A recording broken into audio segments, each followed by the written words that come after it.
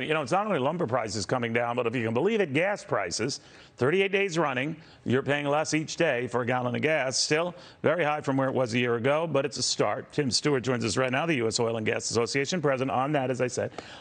Tim, what do you make of what's happening here? I find it interesting that this has picked up pace here. Some say it's short-lived, but it's been going on a while. What do you think? Yeah, and you're exactly right. Lumber, other commodities are coming down. And from the production and the exploration side of my industry, I think we've done a great job in trying to catch up to that post-pandemic demand. We've got almost 800 rigs in the air all across the country. And to our credit, I think both the producers and the refiners have really caught up to that demand. Just as that demand starts to decrease because of the inflationary prices. But I think we're in a much better situation than we were 60 days ago. Well, the language has changed, and you know, the president, that they all are rallying around this and saying, you know, that you guys aren't gouging people anymore, or the local gas station owner isn't trying to screw us anymore. But that has changed. What do you think of it?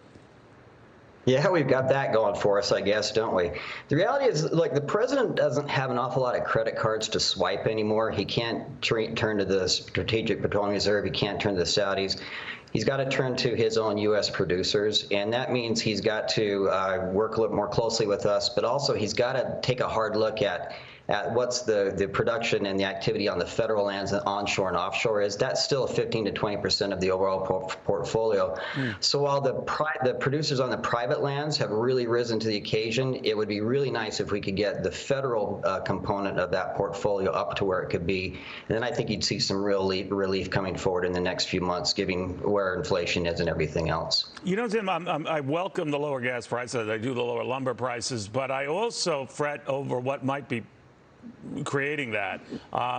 People just holding back. They're not filling up as much. They're certainly in the housing industry, they're not buying as much. And a lot of home builders are saying that a lot of people are cutting out of deals or just realizing, no, we just don't want in on that.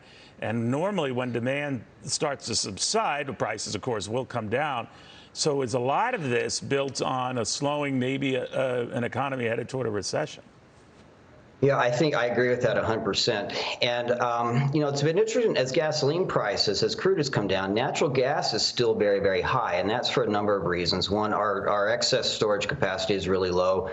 We're delivering gas to our European allies, but the inflationary prices are going to start hitting sort of the industrial manufacturing base still.